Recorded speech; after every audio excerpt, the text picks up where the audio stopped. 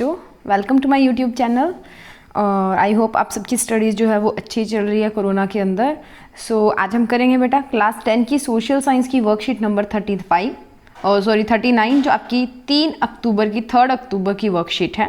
ये आपकी last worksheet है हमारी इस वीक की, ठीक है। इसके साथ हमारी वर्कशीट जो एक इंग्लिश की वर्कशीट रहती है वो भी मैं थोड़ी देर में अपलोड कर दूंगी। ये लास्ट वर्कशीट है हमारी इस वीक की, ओके। इसके अंदर बेटा हम चैप्टर पढ़ रहे हैं आपका life lines of Indian economy, भारतीय अर्थव्यवस्था की जीवन रेखाएं जिसको हिंदी में बोला जाता है, ठीक है।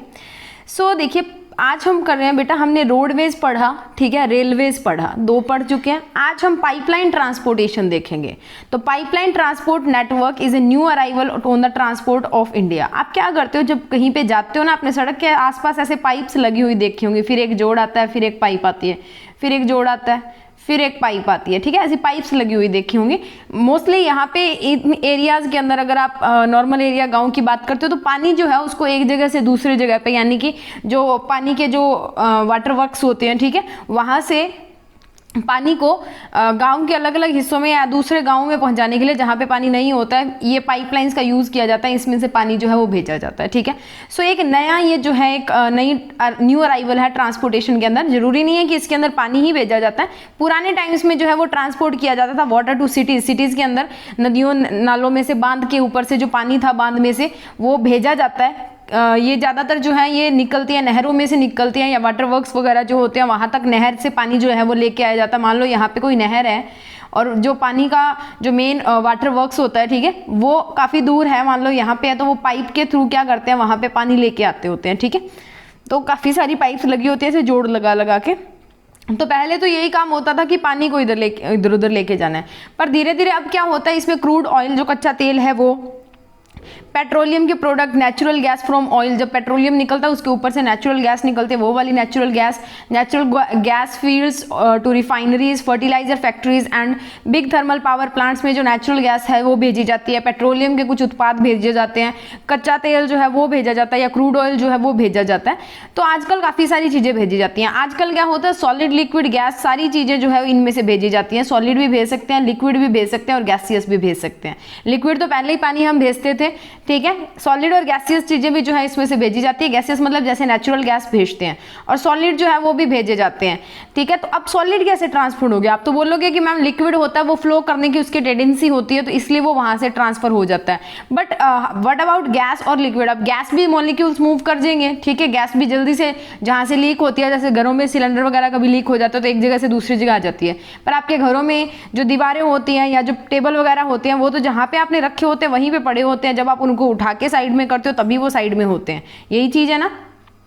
तो अब क्या किया जाता है, उन सॉलिड्स को ना ट्रांसपोर्ट करते हैं पाइपलाइन के थ्रू। कब? उनको सलरी के अंदर कन्वर्ट करके। सलरी हमारा एक सेमी लिक्विड और सॉलिड फॉर्म की एक चीज होती है, सलरी जिसको बोलते हैं। मतलब जो सॉलिड होता है ना उसके बारीक बारीक कण बना लेते हैं, जैसे सीमेंट वगैरह आपने देखी होगी ना, बिल्कुल बारीक बारीक कण जो है वो बना लेते हैं, उसके थ्रू उनको जो है वो ट्रांसपोर्ट किया जाता है।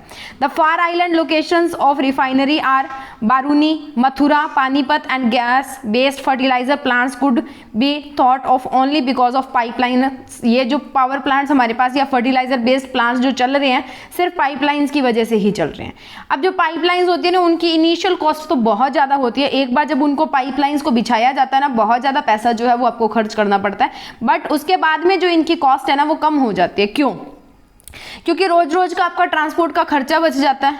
रोज रोज कभी मौसम के कारण कोई बारिश आ गई, कोई हनेरी आ गई, कोई कुछ और आ गया, तो उसके कारण जो है वो जो डिले वगैरह हो जाते हैं वो भी कम हो जाते हैं। तो कई बार डिले होता है ना तो आगे वाला जो कॉन्ट्रैक्टर होता है उसको पे करना पड़ता है, भी इतना उसको लॉस हो जाता है ना, तो उसको जो भेजता है उसको पे करना पड़ता है। तो अब ना तो ट्रांसशिपमेंट लॉसेज हो रहे हैं ना डिलेज होंगे, क्योंकि पाइपलाइन बिछी हुई है, टाइम पे आप माल डालोगे तो उसको कोई फर्क नहीं पड़ता। आंधी धुआं तूफान, टायर पंचर हो गया है, तेल खत्म हो गया, उसको कोई फर्क नहीं पड़ता, वो पाइप के थ्रू अपने आप आ जाएगा, ठीक है, जब पाइपलाइन बिछा दी जाती है। तो इसीलिए एक बार लगाना इनको बहुत महंगा होता है, पर एक बार जब ये लग जाते हैं तो उसके बाद में सस्ती हो जाते हैं। क्यों? क्योंकि रोज रोज का ट्रांसपोर्टेशन का खर्चा बच जाता है, या वेदर के कारण जो डिले आ जाता है टाइम के अंदर, यानी कि माल जो है वो लेट हो जाता है, जिसके कारण आगे कस्टमर को नुकसान उठाना पड़ता है, तो वो चीजें नहीं आती है, ठीक है। अब हमारे पास 3 इंपॉर्टेंट नेटवर्क्स हैं इंडिया के अंदर, वो आपको 3 बॉक्सेस में दिए हुए हैं, रेड, ग्रीन और ब्लू के अंदर, ठीक है। सो पहला है from oil field in upper Assam to Kanpur. पहला कहाँ पे जाता है? Oil field to upper Assam से कहाँ पे जाता है? कानपुर, उत्तर प्रदेश में। कहाँ से होके जाता है ये जाता है गुवाहाटी, ठीक है, बारूनी एंड इलाहाबाद से। इसकी जो ब्रांचेस है वो बारूनी और जो हल्दिया है वहाँ पे है, ठीक है। उसके बाद में वाया राजबंद से कहाँ पे जाता है? मुरीग्राम में, और गुवाहाटी से सिलीगुड़ी में जाता है, ठीक है। तो बारूनी से हल्दिया में जाता है, फिर वाया राजबंद से कहाँ पे जाएगा? मोरीग्राम में, और मोरीग्राम के बाद में गुवाहाटी टू सिलीगुड़ी जाता है, ठीक है। क्लियर। सेकंड जो है वो सलाया, जो गुजरात के अंदर है, वहां से लेके जलंधर पंजाब तक जाता है। From Salaya in Gujarat to Jalandhar Punjab में, वहां पे क्या क्या आता है? विरागाम आता है, ठीक है, विरामगाम या मथुरा, दिल्ली, सोनीपत, इन जगहों से घूमता हुआ जाता है। ये कहां से कहां तक? गुजरात से जलंधर, ठीक है, विरामगाम, मथुरा, दिल्ली और सोनीपत से होता हुआ। इट्स ब्रांचेस जो है वो कनेक्ट की हुई है कोयली, यानी कि जो वडोदरा है गुजरात के अंदर, उसके पास एक जो है वो कोयली है, वहां से चक्सू और अदर प्लेसेस, कुछ और प्लेसेस है उनके साथ।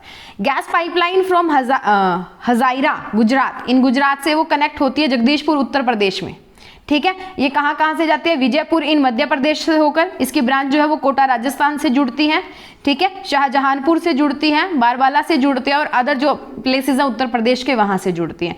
तो ये कुछ पाइपलाइंस हैं, 3 बहुत बड़ी जो पाइपलाइन का नेटवर्क बिछाया गया है वो है इंडिया के अंदर जो बिछाई गई है, ठीक है बेटा।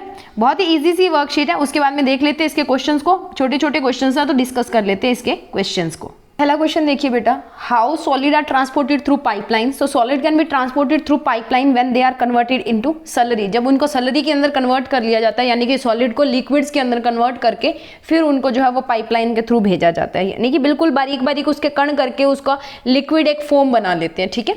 What do you think that the running cost of pipeline, why do you think that the running cost of pipeline transportation is low? The initial cost of laying pipeline is high but the subsequent, यानी कि running cost जो है वो minimal है, because transhipment losses and delays are minimum in this type of transportation. जो shipment होती है इधर उधर करने की, आदान प्रदान करने की, वो बिल्कुल कम हो जाती है, और डिलेज जो है वो होते नहीं है। तो इसके अलावा जो इसके कारण जो हर्जाना या जो फाइन भुगतना होता है वो भी नहीं होता है, ठीक है, क्लियर। उसके बाद है what are the 3 important pipelines transportation in our country? तो 3 important pipeline transportation in the country are, पहला है oil field in upper Assam to Kanpur Uttar Pradesh में जो जाता है, फिर है from Salaya in Gujarat to Jalandhar in Punjab तीसरा, और फिर है Hazira in Gujarat to Jagdishpur in Uttar Pradesh. यह गुजरात के हजीरा से निकलता है और जगदीशपुर तक जाता है उत्तर प्रदेश के। तो ये 3 जो है बेसिक हमारे पास जो पाइपलाइन ट्रांसपोर्टेशन है हमारी कंट्री का, ठीक है। देखिए 4th क्वेश्चन बेटा, इसी के साथ what comes to you through the pipeline transportation? How does it makes the transport easier?